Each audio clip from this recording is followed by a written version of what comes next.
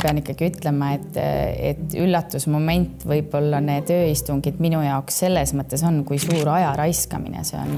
Sel kuul on mul neid kõnesid väga palju olnud erinevast väljaannetest. Kas sa oled hea andestaja?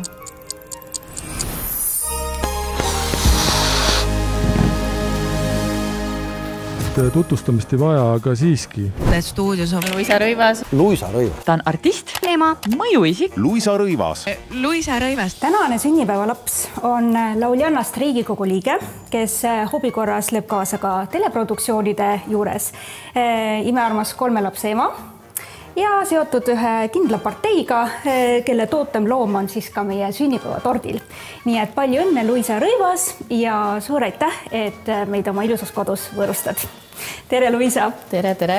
No, palju õnne sulle! Ma ei tea, kas sul sellist orava torti on olnud? Ei ole orava torti mul kunagi olnud, sest tõesti kõik vist muud tegemised on rohkem peale jäänud kui see poliitika võib-olla eelnevatel aastatel.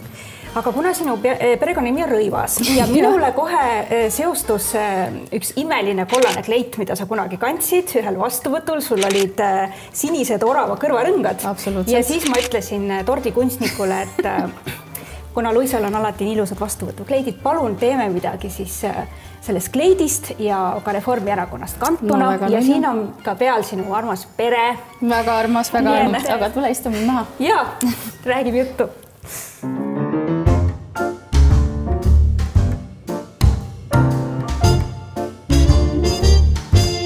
Natuke teie pere sellistest sünnipäevatraditsioonidest, et kõik 3 last siis saabuvad kinkide, kaartidega, kogud sa neid või mis üllatusi nad sulle teevad?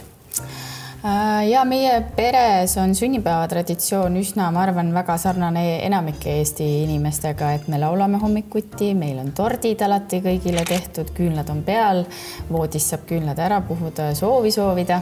Ja no siis antakse kingid üle ja üldiselt need ka kohe voodis või voodi kõrval avatakse, et ikka teada saada, mis sünnipäevaks kingitud on. No mis näiteks lapsed sulle kinkinud? Et ma saan aru, et Miina on juba selline, käib sinu jälgedes, et valmistab torte ja küpsiseid, ise teeb koogi? Kindlasti koogi teeb, meil on väga traditsiooniline aastaid olnud küpsisetort, šokolaadiküpsisetort, aga kingitused on üldiselt on ikka väga praktilised olnud, et kas mul on olnud mingit uut arvutit vaja või telefoni või midagi sellist, aga viimastel aastatel on see jäänud pigem sellisteks üllatusteks, et ega ma ei tea, mis mulle sel aastal kingitakse, et minu jaoks viimastel aastatel võib-olla ongi kõige olulisem olnud see sõpradega koos olemine lihtsalt sel päeval, mitte need kingitused, et seda ühist aega on kuidagi jäänud nii palju vähemaks. Taaviga siis pidasid ette ära, ma saan aru. Ei ole siin Taavit kuskil, Taavi on üldse Eestist ära. Taavi lendas täna kell 5 hommikul Floridasse ja sealt lendab Dubaisse ja vist Abu Dhabisse, et ega ma täpselt seda lennugraafikut ei tea. Aga kuu keskel ta siiski saabub tagasi ja vabariigi aastapäeva saame juba koos tähistada, aga sünnipäeva tõesti sel aastal üle väga pika aja tähistan oma sõbrannadega. Aga me käisime Budapestis, riigis, kus ma tõesti ei olnud enne käinud, linn, mis oli minu jaoks täitsa avastamata ja peab ütlema, et ma nimetaks seda selliseks Ida-Pariisiks äkki veits, sest et see vibe ja arhitektuur oli väga pariisilik ja selles mõttes imekaunis linn.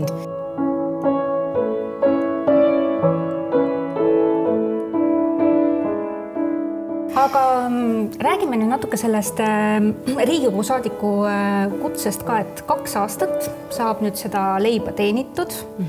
Millised on siis need illusioonid, mis on sul noorpoliitikuna purunenud? Ma ei tea, kas illusioonid, ma arvan, minu puhul on keeruline öelda, et mul oleks tohutud illusioonid olnud, sest ilmselt Taavi kaasana ma ikkagi, mul oli üsna selge pilt, et kuhu ma ikkagi lähen, et päris tundmatuses ma ikkagi vette ei hüpanud. Ja ütleme seda Riigikogu tööd ja et sellega kaasnevad mingid ööistungid ja kõik sellised asjad, et eks ma olin sellega ju ütleme teadlik sellest. Küll aga tõesti ma pean ikkagi ütlema, et üllatusmoment võib-olla need ööistungid minu jaoks selles mõttes on, kui suur aja raiskamine see on, et töötajaskond, kes Riigikogu majas sel ööl tööl on hommikuni, temale ju peab maksma lisatasu ja kõik selline, et see minu meelest ei ole väga mõistlik lihtsalt, et lihtsalt nagu jaurata. ja võib-olla, ma ei tea, tuhandete või sajade muudatusettepanekute läbi nii-öelda siis hääletamine, et see ei tundu kuidagi mõistlik mulle ja ei tundu kuidagi normaalne. Aga mis ära tehtud, ma arvan, et Eesti on kuna ma olen väliskomisjonis ja Euroopa Liidu asjade komisjonis, siis ma arvan, meie kõige suuremad tegemised on ikkagi seotud sõjakolletega ehk siis eelkõige Ukrainaga ja ma olen väga uhke, et ma Ukrainasse julgesin ka rindele minna, et see oli üsna suur, ütleme, eneseületus minna ja riskida 3 lapse emana, aga ma olen selles mõttes väga tänulik, et see võimalus nagu tekkis ja ütleme, tänu sellele vaatad kõiki uudiseid ja oma peas arutled hoopis teistpidi neid asju, et ma ei kujuta ette, kuidas oleks võimalik Ukrainat suruda rahule. Ma lihtsalt ei näe sellist varianti, see sinnamaani, kuni ikkagi Zelenski on president, siis sellisel juhul tema karjäär, ma arvan, on läbi, kui ta läheks mingile rahule või mis asi on see rahu, millistel tingimustel on see rahu, et ma lihtsalt ei kujuta ette. Kas sul on tunne, et sa oleksid valmis uuesti kandideerima? Kas see poliitikuleib on sulle hästi maitsenud? Ta on olnud kindlasti väljakutsuv. Ma usun, et ma olen kindlasti uuesti nõus kandideerima, et mul ei ole veel hetkel sellist tunnet, et ma ei oleks, kuidas ma ütlen, kas piisav Riigikogu jaoks või et mul ei oleks piisavalt põnev või väljakutseid piisavalt, et mul tõesti on kuidagi vedanud ja ilmselt abikaasa head näpunäited, milliseid komisjone valida olid mulle nagu plussiks. Et mul tõesti on olnud väga põnevad väljasõidud koos erinevate komisjonidega ja ka ütleme siis sõprusrühmadega. Millist nõu Taavi siis veel poliitiliselt sul on andnud? Briifite või ta on nii palju ära ka? Ta on väga palju ära, et ütleme nii, et kui mul on mingi küsimus, siis ma muidugi küsin, et küsin abi ja küsin, kuidas tema aru saab või kuidas tema mõtleb. Aga ma arvan, see ongi mulle nagu selline hea tagala, et mul on see võimalus küsida ja arutleda neid asju, aga igapäevaselt tõesti me kodus seda ei teinud ka siis, kui Taavi oli poliitikas, et pigem siis, kui see vajadus väga nagu tekkis, et Taavi samamoodi kaalus vahel, ütleme, selliseid väljaütlemisi või oma kirjutistes, et kas olla nii kriitiline või mitte, et kuidas minu tunnetus on, et ma arvan, et see on minu pluss, et ma saan seda teha koduses keskkonnas, aga ei, ta kindlasti ei ütle mulle, et kuidas ma peaks või mis oleks hea. Räägime natuke su 3 lapsest. Ma saan aru, et vanem neiu on täitsa ikka juba naine, sõbrannaist just. Siis Herman on ka kõvasti pikkust visanud, ega umagi enam väga väike ei ole. Ei ole. Et millega nad siis tegelevad ja mis nende hoopid ja huvid on? Miina on tõesti juba suur preili ja käib usinasti koolis, hakkab lõpetama 9. klassi. Teil on siis pidulik kevad, jah? Tuleb väga pidulik kevad. Aga nad on kõik väga sellised tublid ja õpihimulised. Ütleme, sellised huvialad on kõigil väga erinevad, et Miina tegi ka pikalt ju muusikat ja laulis. Aga tänaseks on ta valinud juba mitu aastat tennise kõikide muude huvialade asemel, nii et ta käib 4 korda nädalas tennises. Herman on, nagu enamik Eesti poisid, on jalgpallur. Lemmikmängija on Ronaldo ja tema tõesti käib siis 3 korda nädalas jalgpallis ja võistleb ja on väga suur jalgpallifänn. Ja käib 1. klassis juba, nii et seal peab ütlema ka, et talle tõesti meeldib, et mul on hea meel, et lastele meeldib koolis käia ja Uma on kõige pisem ja tema, ütleme, võib-olla selliselt iseloomult nii rahulik ei ole kui 2 vanemat last, aga tema käib veel lasteaias ja käib Rocca al Mares ka sellises väikekoolis, et tal on veel paar aastat aega kuni päris koolini. Aga ilmselt temal see laulu ja esinemispisik on kõige suurem, nii et tema käib laulmas. Kes teie tagana siis on, kui te mõlemad olete Taaviga lennus? meil on imeline lapsehoidja Gerit, kes tõesti hoiab igal võimalusel meie lapsi ja kui me oleme mõlemad ära, siis on nendega lihtsalt olemas kodus ja aitab neid. No kui me nüüd rõivastest räägime, siis tegelikult sa ju siin Miina ka juba vaatab sinu kappi, et sul on olnud au ja privileeg tegelikult kanda väga palju Eesti ilusat disaini. On sul nüüd hea meel ka, et tütar on juba nii suur, et vaatab midagi selga endale sealt? Eks muidugi mul on hea meel ja mul on hea meel, et ei ole olnud seda kihku kuidagi kas ära anda või maha müüa neid asju, et nagu öeldakse, et nagu ajaloos asjad korduvad, siis minust moes on ka see asi, et ikkagi mingid asjad tulevad teatud aja tagant jälle moodi. Et täna tõesti Miina on minust juba päris mitu sentimeetrit pikem ja saab kanda minu nii vabariigi aastapäeva kui erinevaid muid kleite, nii et õnn on tema jaoks see, et ma tõesti ei ole neid, ütleme siis selliseid ägedamaid asju ära andnud või maha müünud, jah. Nii, ja kuna nüüd see 24. veebruar ei ole mägede taga, siis ma saan aru, et viimastel aastatel on kas Tallinn Dolls või Iris Janvier ja nüüd siis vist on jälle Iris Janvier, jah? Ja Iris tõesti, Arina teeb mulle selle kleidi sel aastal. Nii sai kokku lepitud siin aastavahetusel peo käigus. Mille järgi sa näiteks neid värve valid? Kas sa tahad, on sul värvilised perioodid, on sul sellised mustvalged või sa pigem oled värviinimene? Üldiselt olen värviinimene küll ja aga ütleme, et neid värve on ka väga palju olnud juba aastate jooksul, et kui ma nüüd ei eksi, siis kapis peaks olema 15 vabariigi aastapäeva kleiti, et ühel aastal jäi ära ja ühel aastal tänu lapse sünnile ei olnud võimalik osaleda, sest eelmisel päeval sündis Miina. Aga tead, ma ei oska isegi sulle öelda, mille järgi ma valin. See on kuidagi lihtsalt, ma ei tea, olukorrast või kuidagi sellest, nagu, kus sa hetkel elus oled, kuidagi nagu tekib, et täna tahaks seda kanda või tahaks, et üldiselt ma ikkagi olen väga värviline, jah. No minul on jäänud väga selline mulje, et tegelikult sa oled hingelt väga tugev naine. Ja siis ma nägin Instagramis ühte postitus, kus sa teie pulma aastapäeval ütlesid, et abielu siis ajal antakse vanne, mitte lubadus ja abielu testitakse tegelikult siis, kui rasked ajad.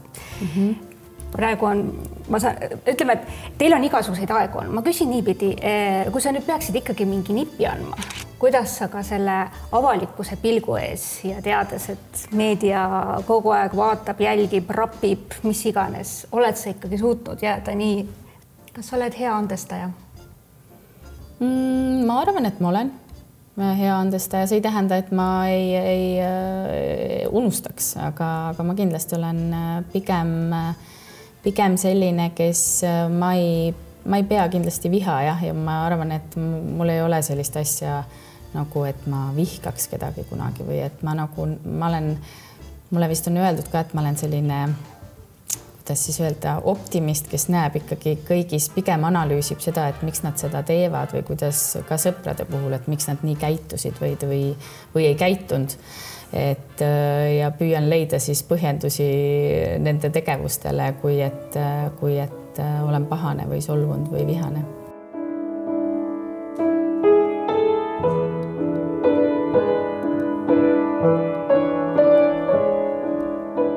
No kui ma ei eksi, siis Uku Aru valss oli sinu ja Taavi pulmas. Absoluutselt, selle noodi kinkis Arvo Pärt meile pulmadeks. Ja ta oli ise ju ka kohal seal pulmas. Oli küll, jah. Klaveril saatis meid küll Rain Rämmal, sest Arvo arvas, et tal tuleb suur närv sisse ja ta ise seda mängida siiski ei taha. Miks just siis Uku Aru valss? Miks see nii südamelähedane on? Ma ei oska isegi öelda, kus ma seda esimest korda võib-olla kuulsin. Ilmselt muusikakeskkoolis, kui ma õppisin seal klaverit siis nii-öelda B-erialana, aga ka dirigeerimist ja kuidagi, kui üldse mõelda valsi peale, siis ikka Arvo Pärt ja Uku Aru valss ja see on võib-olla ka natuke see, et tõesti Arvo on lihtsalt kõige toredam inimene maailmas, keda ma, ütleme, kõrges eas inimestest tean ja meie lapsed samuti väga-väga hindavad teda. kui palju sa üldse selliste esinemist taga igatsed? Tegemist on ikkagi superstaariga ju siin. Eks ma vahel ikka igatsen ja eks neid, kui see igatsus liiga suureks läheb, siis ma olen tavaliselt midagi ette võtnud, et viimati oli uus laul, kus ma osalesin ja ühe loo kirjutasin, et koos Peter Põderiga, et kui see igatsus väga suureks läheb, siis ma tavaliselt midagi teen, ju siis veel ei ole kas tekkinud nii palju vaba aega või siis igatsus nii suureks läinud, et pole seda hetke tekkinud, aga ütleme nii, et klaverit ma tegelikult mängin päris tihti nädalavahetuseti kodus, ja laulan ise siin niisama, et tegemist on Taavi vanaema klaveriga ja see on üle 100 aasta vana, et me restaureerisime selle lihtsalt ära, et oleks kodus millega mängida ja võib-olla ma natuke loodan, et äkki Uuma hakkab kunagi klaverit õppima. Jah, mul on väga toredad fännid, kes siiamaani ikkagi kirjutavad, et miks ma kontserte ei anna ja miks ma seda nii harva teen, et eks siis tuleb jälle mõelda mingi põhjus, miks seda teha. Vot need niimoodi jääb kiivelt. No üks asi, mis te siis nüüd Taaviga olete avastanud, on Ironman, ma saan aru. Nii, sinul juhtus ükskord väga paha õnnetus vahetult enne, kui sa pidid starti minema. Kuidas siis on? Nüüd võtad ise ette uuesti või? Ma ei tea, ma ütlen ausalt, et ma ei ole seda otsust veel teinud. Ma käin küll väga tublilt trennis ja sellel talvel sai ostetud ka rattapukk keldrisse, et saaks ka talvel ratast sõita, nii et selles mõttes ütleme, see treening on taustal ikka olemas. Kas ma nüüd starti lähen ja finišisse jõuan, ma veel ei tea. Ma usun, et Taavi on kindlasti stardis ka sellel suvel. Ma ise olen seda nüüd 2 korda teinud, ma tean, mida see tähendab ja ma tean, kui raske see on. Kas see on sinu aeg, kus sa tõesti lülitad ennast välja ja nagu mõtled siis ainult selle spordile, et nagu kõik ütlevad, et see on nagu väga hea stressimaandamisviis, ükskõik mis elus toimub või vastupidi, sa lähed sinna ratta selga ja siis hakkad ketrama, mis parasjagu siis teemaks on? Kindlasti on see väga hea stressimaandamise võimalus. Ma olen alati öelnud sõpradele ka, et üks variant on minna psühholoogi juurde, teine variant on teha hästi palju trenni millegi nimel. Et ilmselt mina olen väga palju trenni teinud oma elu rasketel hetkedel, aga viimasel ajal pigem see on selline sõpradega koos olemise hetk, et me ikkagi käime ratast sõitmas valdavalt sõprade või sõbrannadega ja siis me jõuame arutada küll kogu maailma läbi selle aja jooksul, et kui sa ikkagi mingi 45-50 kilomeetrit sõidad, siis jõuab ikkagi rahulikult arutada kõik teemad, mis on olnud läbi, et jah, see on niisugune tore ajaveetmisviis ja rattasõit on ka see, et sa näed selle jooksul päris palju, et jooksmises ma olen lihtsalt nii aeglane, et ma ei jõua kaugele. Kuule, meil on olnud imeliselt avameelne intervjuu, mul on ikkagi üks naiselik asi veel hingel, et räägiks natuke keha positiivsusest. Ehk siis, eks minagi olen kogenud seda, et ma ei tea, kui teatud ajal on võib-olla kõht rohkem ees, jälle küsitakse, et kas võib palju õnne soovida või mis iganes. Ja just nimelt, et sa see trenni ja kõike ja siis võib-olla juhtub mingi vale kleidilõige ja ilmselt jälle, ka meile on tulnud jälle, et kas on 4. toodat, eks ju, või kuidas sa oled rahu teinud sellega, et sa oled lihtsalt sina ise? Mul tõesti, sel kuul on mul neid kõnesid väga palju olnud erinevast väljaannetest, et viimati muusikaauhindadel Delfi küsis, aga ei ole oodata 4. last. Aga mis sa ütled neile siis või selles mõttes, et mis siis teha? Head mõtted, mida tahaks öelda, tulevad ja siis, kui sa telefoni oled ära pannud. aga mis ma ikka ütlengi, et ei ole selles mõttes, et tõesti ei ole ja eks ma siis lähen trenni tihemini ilmselt peale seda, et siis rohkem vaeva näha, et ma arvan, see on selline motivatsiooniõne natukene. No jaa, aga sa ei pea ju seda võtma osatamisena. Selles mõttes ma saan aru, et sa oled ka kunagi varem öelnud, et kui sa tahad, siis sa söödki, sa naudid seda sööki, sa ei pea hakkama ennast ju näljutama sellepärast, et seda ma ei suudaks mitte iialgi, see ongi, ilmselt ma ikkagi trenni lähen pigem enne, kui et ma näljutama hakkan, sest seda iseloomu mul pole kunagi olnud, et ma loobuks, ma ei tea, kas suhkrust või teeks mingeid selliseid dieete, et seda kindlasti ei juhtu, et mulle tõesti meeldib süüa teha ja ka seda süüa, nii et selles mõttes nii ongi. Aga mis sinu soovid ja unistused nüüd siis selleks uueks eluaastaks on? Kui iseenda mõttes, siis pigem võib-olla tahakski leida iseendale rohkem aega ja seda ka nii, et võib-olla sõbrannadega rohkem koos olla või käia kuskil nädalavahetusel reisil või ka perega, et seda kuidagi viimasel ajal nagu ei ole palju, et tööd on juba palju ja ka lastel on, ütleme, graafikud päris tihedad, et ma arvan, et kõik lapsevanemad, kellel lapsed mängivad jalgpalli, teavad, kus nad oma nädalavahetused veedavad, et need on jalgpalli külmad väljakud, kus lapsed jooksevad mitmeid tunde. See on muidugi tore, aga jah, et selles mõttes võib-olla sellist ühist mingit oma tegevust tahaks natuke rohkem. Nüüd tuli küll lumi maha, võib-olla saab suusatama minna, et meie pere on selline mäesuusatamise suur fänn, et ilmselt siis tuleb Kiviõlisse või kuskile sõita, kus saab mäest alla sõita, vähemalt mingi minuti.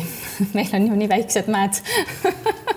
Nii et seda aega tuleb kalendrisse panna. Midagi ei ole teha. Absoluutselt. Et võib-olla jah, ütleme, ma olen olnud aastaid selline, kes tegelikult ei oska väga öelda, et ma ikkagi üldiselt kõik võtan vastu.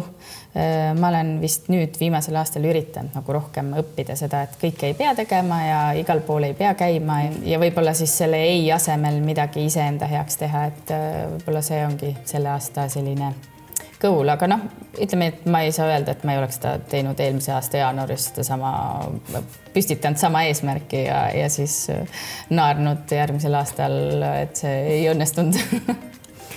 Luisa, ole selline äge multinaine siis edasi. Aitäh! Ja tõesti meeletugevust sulle ka siis raskemateks hetkedest, aga loodan, et ikkagi rohkem on ilus rõõmu.